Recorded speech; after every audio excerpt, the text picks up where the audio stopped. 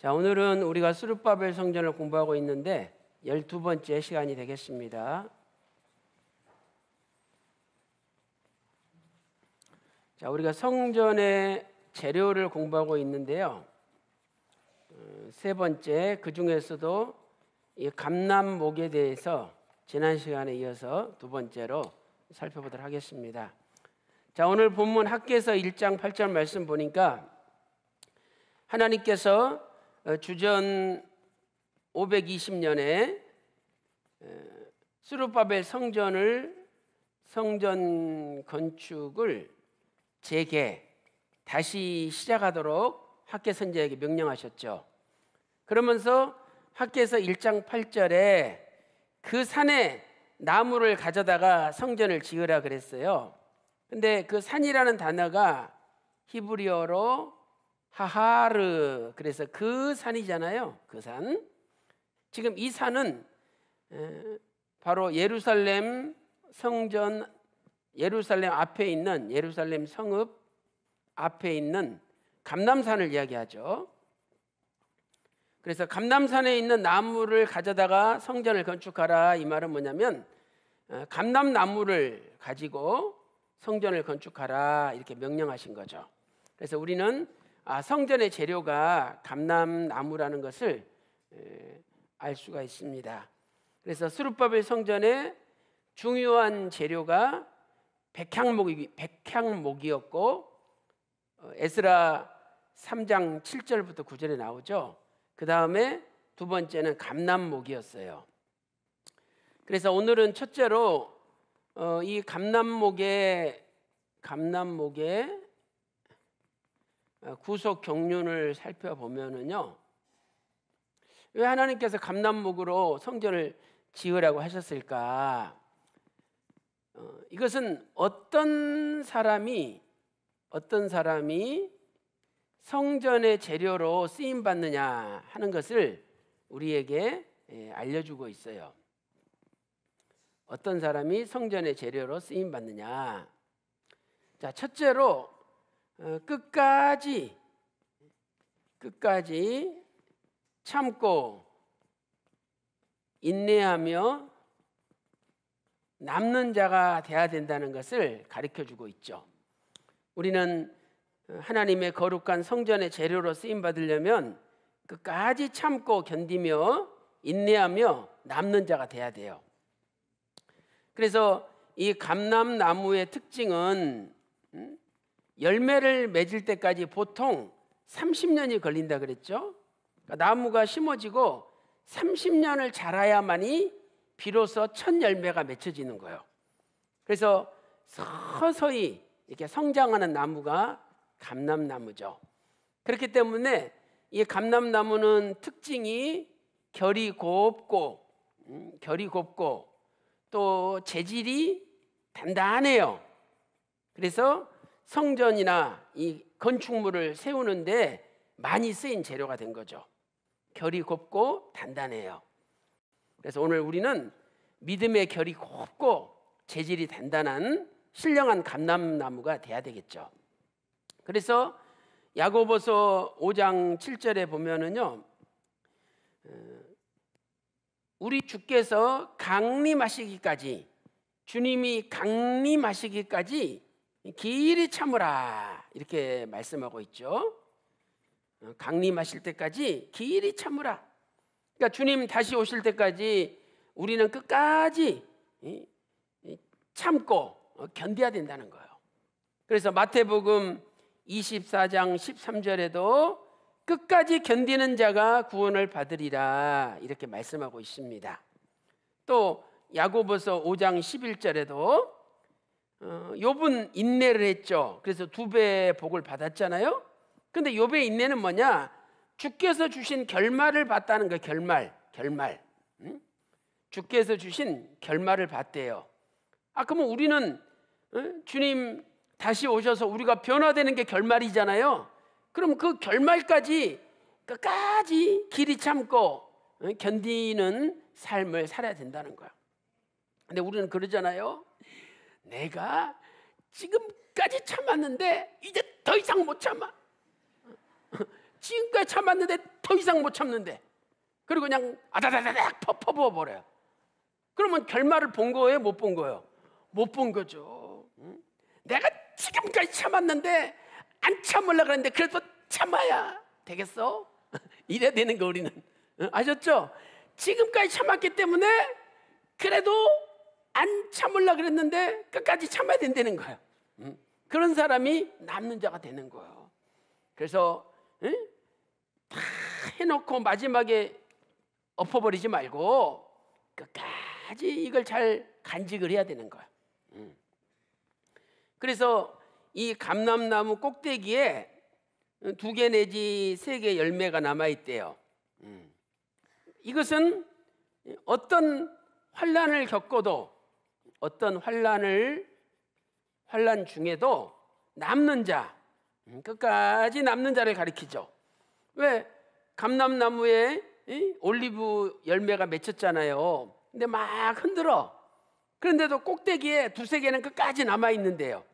이것은 어떤 환난 중에도 끝까지 남는 자를 가리키는 거죠. 자, 우리 이사야 17장 6절 찾아서 한번 읽어보겠습니다.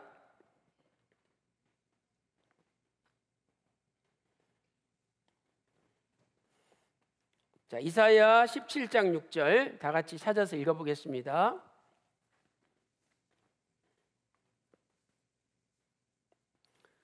자, 다 같이 읽겠습니다. 시작. 그러나 오히려 주울 것이 남으리니 감람나무를 흔들 때에 가장 높은 가지 꼭대기에 실과 2-3개가 남음 같겠고 무성한 나무의 가장 먼 가지에 4-5개가 남음 같으리라. 이스라엘 하나님 여호와의 말씀이니라. 이렇게 말씀하고 있죠. 그래서 우리 평강제일교 모든 성도님들은 끝까지 참고 인내하며 마침내 남는 자가 되시기를, 그래서 결말을 보는 여러분 되시기를 주님의 이름으로 축원합니다. 그다음에 어떤 사람이 성전의 재료가 되느냐? 2번째는 십자가를 지는 사람이죠. 십자가를 지는 사람.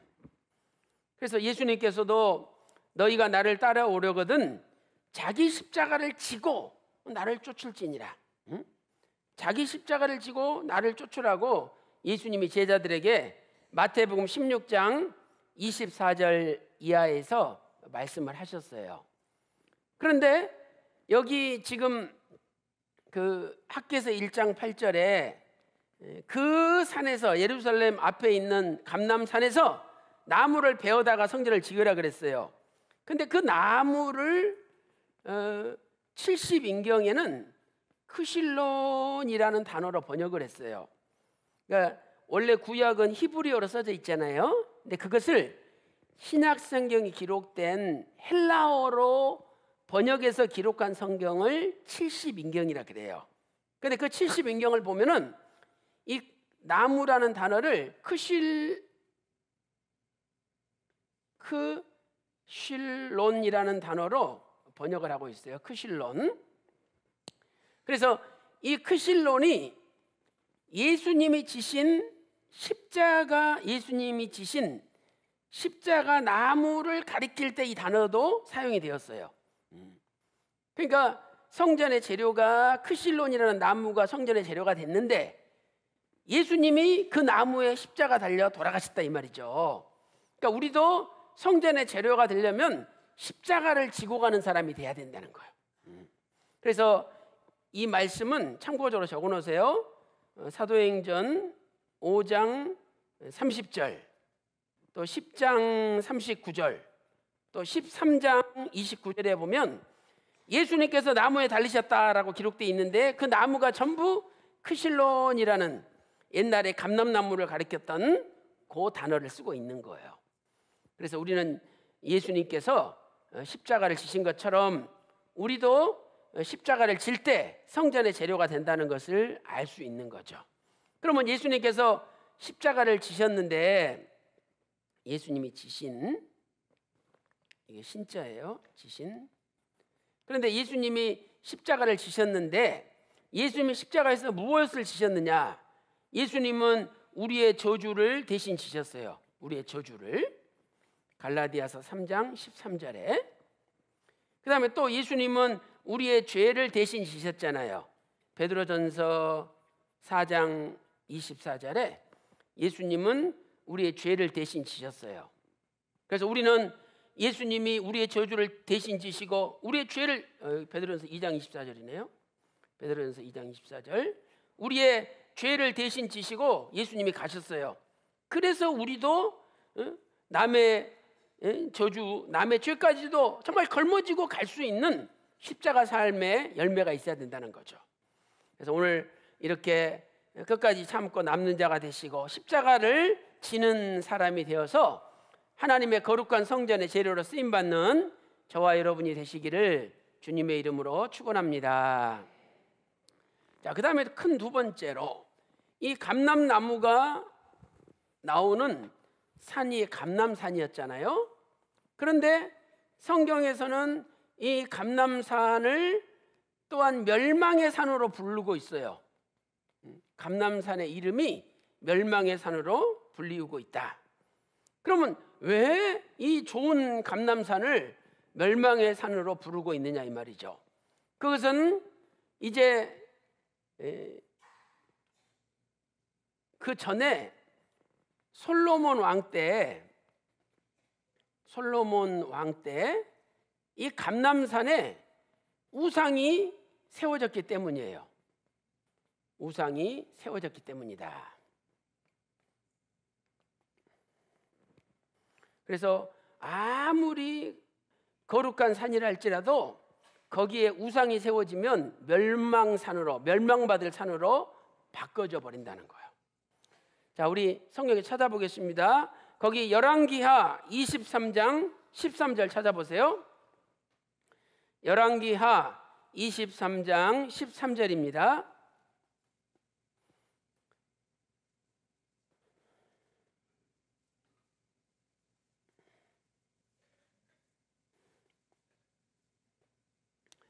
자, 열왕기하 23장 13절 시작.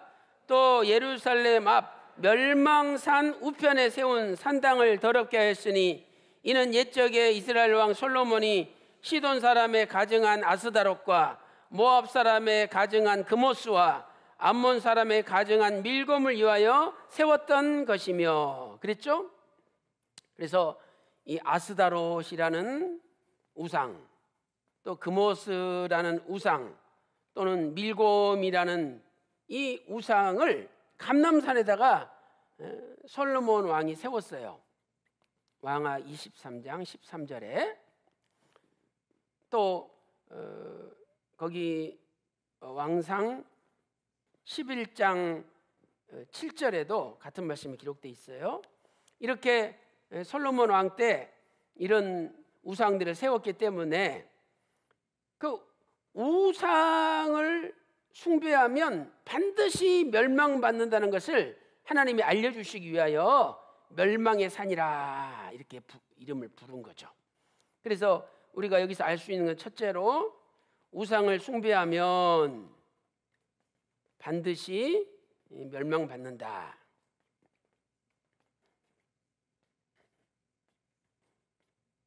그렇기 때문에 거기 왕상 11장 9절에 하나님께서 솔로몬에게 2번 나타나셨죠.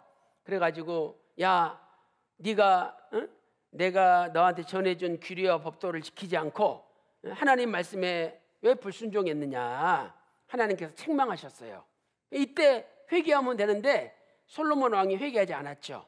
그래서 11절에 네 나라를 이제 둘로 쪼개가지고 10지파는 다른 사람한테 여로보암한테 떼어주겠다고 하나님이 말씀하신 거죠. 그러므로 우상을 숭배하면 반드시 멸망을 받기 때문에 그 우상 숭배한 장소를 멸망의 산이다 이렇게 부른 거예요. 그 다음에 두 번째로는 바벨론이 이스라엘을 멸망하게 했는데 이 바벨론의 다른 이름을 또 하나님이 멸망의 산이라고 불렀어요. 바벨론의 다른 이름을 멸망의 산으로 불렀어요. 그래서 바벨론도 우상을 숭배하는 나라죠. 하나님이 이스라엘을 징계하기 위해서 잠시 들어가지고 쓰신 거예요. 자, 우리 예레미야 52장, 예레미야 51장 25절 자, 찾아서 한번 읽어보겠습니다. 예레미야 51장 25절입니다.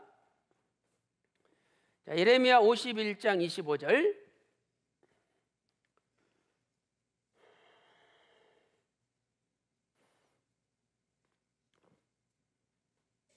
자, 다 같이 읽겠습니다. 시작. 나 여호와가 말하노라. 온 세계를 멸한 멸망의 산아, 보라, 나는 내 대적이라. 나의 손을 네 위에 펴서 너를 바위에서 굴리고 너로 불탄 산이 되게 할 것이니. 이렇게 세계를 멸망시킬 정도로 강대국인 바벨론이지만 하나님이 멸망의 산으로 부르고 결국 바벨론도 바사 페르시아에 의해서 멸망을 당하게 하신 거죠. 그래서 이제 하나님께서는 이 옛날 바벨론 나라처럼 요한계시록에서도 똑같이 타락한 세상을 바벨론이라고 불렀어요. 그러니까 이 바벨론은 어떤 세상을 바벨론이라고 부릅니까? 이 바벨론은 인본주의 세상, 인본주의 세상, 사람이 주인이 되는 세상, 사람이 다 누구나 차별 대우 없이 평등하게 행복하게 사는 세상, 이러면서 휴머니즘, 인간을 막 높여요. 근데 거기에 하나님이 빠져 있고 하나님은 발로 짓밟아 버리고 인간이 하나님 자리에 올라가는 거죠. 이런 인본주의가 바로 바벨론이에요. 그 다음에 두 번째는 물신주의. 물신주의, 이 돈을 하나님으로 숭배하는 주의, 이게 바벨론이거든요. 바벨론은 돈이 최고잖아요. 우리 성도들도 저한테 그런 분이 있어요. 목사님, 돈만 있으면 다 됩니다. 아니, 나한테 왜 그런 이야기를 해요? 돈만 있으면 다 되냐고. 목사님, 아버지가 도와주시면 다 됩니다. 이래야지. 돈만 있으면 다 된다고. 이것도 바벨론이 바벨론. 그래서 계시록 18장 4절에서 바벨론에서 나오라 그랬잖아요. 내 백성아, 바벨론에서 나오라. 그 다음에 이 바벨론은 세상 쾌락주의죠. 세상 쾌락주의. 그래서 이 음행을 밥 먹듯이 하는 거예요. 이러한 이 바벨론에서 하나님이 나오라 그랬어요. 그래서 이러한 인본주의, 물신주의, 세상 쾌락주의는 반드시 멸망을 받는다는 것을 하나님이 알려주는 것이죠. 자, 그 다음에 두 번째로 왜 감람산을 멸망의 산이라고 불렀느냐. 자, 그것은 이 예수님을 영접하면 영생이요, 또 예수님을 거절하면 멸망이기 때문이죠. 그래서 요한일서 5장 11절 12절에도 아들이 있는 자에게는 생명이 있고 아들이 없는 자에게는 생명이 없느니라. 또 요한복음 3장 16절에 하나님이 세상을 이처럼 사랑하사 독생자를 주셨으니 이는 저를 믿는 자마다 멸망치 않고 영생을 얻게 하려 하심이라. 그러니까 예수님 때문에 갈라진다는 거예요. 그런데 이 예수님이 신령한 참 감람나무잖아요. 예수님이 신령한 참 감람나무예요. 그래서 첫째로 예수님은 감람산에서 기도하셨죠. 감람산에서 기도하셨다. 그 겟세마네 동산에서 기도하셨는데 이 겟세마네 동산은 감람산의 한 봉우리예요. 그래서 예수님은 늘 감람산에 가서 습관을 쫓아 기도하셨어요. 습관을 쫓아 기도하셨다. 그리고 예수님이 승천하신 장소도 감람산이에요. 예수님이 승천하신 장소도 역시 감람산이죠. 사도행전 1장 9절부터 11절에 예수님 승천하시는 장면이 나오죠. 그리고 나서 12절에 제자들이 감람산에서 돌아왔어요. 그러니까 예수님 승천하신 장소가 감람산이죠. 또 예수님이 습관을 쫓아 겟세마네 동산에서 기도하셨다. 이 성경 구절은 누가복음 22장 39절에 있습니다. 그래서 오늘 저와 여러분은 예수님을 끝까지 잘 믿음으로 감람산이 되시고 그 감람산이 멸망의 산으로 바꿔지지 않는 역사가 있기를 소망합니다. 그 다음에 세 번째, 왜 감람산이 멸망의 산으로 불려지느냐? 그것은 세 번째로 예수님의 재림이 감람산에서 이루어지기 때문이죠. 예수님의 재림이 감람산에서 이루어지기 때문이다.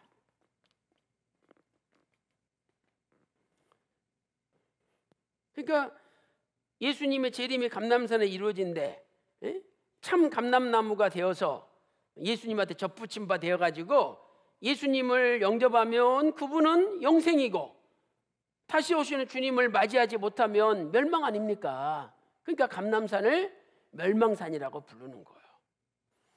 이 말씀은 스가랴서 14장 4절에 기록되어 있어요. 자, 찾아보겠습니다. 스가랴, 구약의 요한계시록이라고 불리죠. 자, 스가랴 14장 4절입니다. 자, 스가랴 14장 4절. 자, 시작. 그날에 그의 발이 예루살렘 앞 동편 감람산에 서실 것이요 감람산은 그 한가운데가 동서로 갈라져 매우 큰 골짜기가 되어서 산 절반은 북으로 절반은 남으로 옮기고 그랬어요. 그러니까 분명히 예수님께서 감람산에 오신다는 거예요. 그래서 이스라엘에서 제일 땅값 비싼 데가 어딘지 아세요? 요 감람산이에요. 지금 현재 오늘날. 왜? 거기가 다 감람산 전체가 이렇게 무덤으로 돼 있어요. 오늘날에는. 근데 우리나라도 무덤 하나 살려면 뭐 300만 원, 뭐 400만 원 돈 줘야 되잖아요. 근데 이스라엘에서 땅값이 제일 비싼 데가 여기예요. 왜 비싸냐? 예수님이 그 감람산에 재림하시니까 거기다가 묻어놓으면 빨리 부활한대요. 그래가지고 사람들이 딱 거기다가 죽은 다음에 묻히려고 그러는 거예요. 이 보이는 감람산이 중요한 게 아니라 감람산에는 무슨 나무가 제일 많아요? 감람나무가 제일 많잖아요. 그러니까 우리가 신령한 무슨 나무가 돼야지 주님을 맞이할 수 있는 거예요? 감람나무가. 여러분들이 다 신령한 감람나무가 돼보세요. 그러면 여러분이 있는 곳이 감람산이지. 안 그렇습니까? 그래서 감람나무에 올리브를 쫙 짜면 순결한 그 기름이 나와가지고 성전에 등불을 밝히잖아요. 그 성령의 기름으로 등불을 밝히는 거거든요. 그러니까 우리가 순결한 성령으로 충만해 있으면 바로 그분이 신령한 감람나무고, 또 감람나물은 결이 곱고 단단해서 끝까지 남아있잖아요. 그러니까 우리가 끝까지 남아있으면 우리가 감람나무가 되는 거고, 또 예수님께서는 감람산에서 습관을 쫓아 항상 기도하셨잖아요. 그 감람나무들이 예수님 기도하는 거 다 봤어요? 그러면 감람나무들이 예수님 기도할 때 같이 기도했지 가만히 있었겠어요? 영의 세계로 볼 때. 그래서 우리도 예수님처럼 깨어서 기도하는 사람이 될 때 우리가 감람나무가 되는 거예요. 그래서 감람산에 예수님이 오시기 때문에 그 감람산이 정말 기쁘고 즐거운 혼인잔치의 산이 될 수도 있고, 그 감람산이 멸망의 산이 될 수도 있다는 거예요. 그래서 오늘 저와 여러분은 주님 재림하시는 감람산에 심겨진 신령한 감람나무가 다 되시기를 주님의 이름으로 축원합니다. 그래서 요한계시록을 보면 예수님이 이 땅에 주님이 오셔요. 근데 이 땅에 주님 앞에서 말세 복음을 가지고 주님을 증거하는 사람들이 있대. 그래서 그 사람들을 두 증인이다 또는 두 촛대라고 부르는 거예요. 촛대. 촛대는 불이 밝히잖아요. 그러면 감람류 기름으로 불을 밝히거든요. 그러니까 우리가 성령이 충만해서 빛을 발할 때 우리가 신령한 두 촛대가 되는 거잖아요. 두 증인이 되고. 근데 이 사람들의 이름이 두 감람나무예요. 두 감람나무. 그러니까 두 감람나무는 어떤 사람이 두 감람나무냐? 주님 앞에서 주님을 증거하고 말세복음을 증거하면서 이 세상에 빛을 발하는 사람이 신령한 두 감람나무가 되는 거예요. 그러니까 오늘 또 여러분들이 다 신령한 두 감람나무가 될 때, 감람나무가 심겨진 게 감람산 아닙니까? 주님의 감람산에 오실 때 다 맞이하는 저와 여러분이 될 줄로 믿습니다. 자, 계시록 11장 3절 4절 읽어보겠습니다.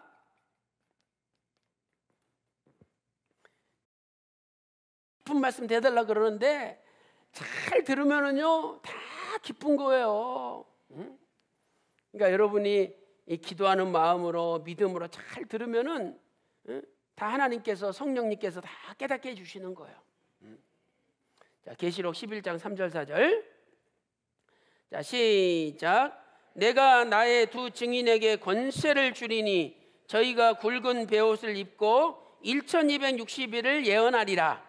이는 이 땅에 주 앞에 섰는 두 감람나무와 두 촛대니.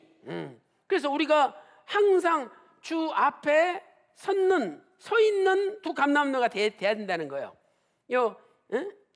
히스테미, 섰는, 주 앞에 섰는 이 단어가 헬라어로 히스테미라는 단어예요.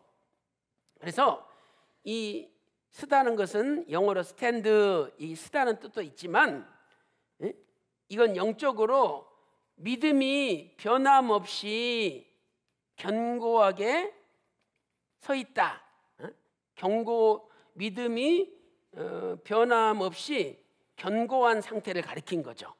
견고한 상태. 그러니까 항상 주님 앞에 변함없이 견고한 믿음으로 흔들리지 말고 서 있어야 된다는 거예요. 그 두 증인은 변함없이 견고하게 서 있어야 된다는 거예요. 견고하게. 아무리 바람이 불어도 흔들리면 안 된다는 거예요. 그런 분이 신령한 감람나무가 돼서 감람산에 다시 오시는 주님을 맞이할 수 있대요. 그래서 오늘 또 변함없이 에베소서 6장 24절에 변함없이 주 예수 그리스도를 사랑하는 자에게 하나님의 은혜가 있을지어다 이렇게 말씀하셨습니다. 그리고 누가복음 21장 36절에도 인자 앞에 서도록, 다시 오시는 주님 앞에 서도록 항상 기도하며 깨어 있으라 말씀하셨죠. 그 인자 앞에 서도록, 그 서도록이란 단어가 히스템이에요. 그러니까 주님 앞에 변함없는 믿음으로 흔들리지 않고 견고하게 서 있는 사람이 다시 오신 주님을 맞이할 수 있는 깨어있는 사람이 되는 거예요.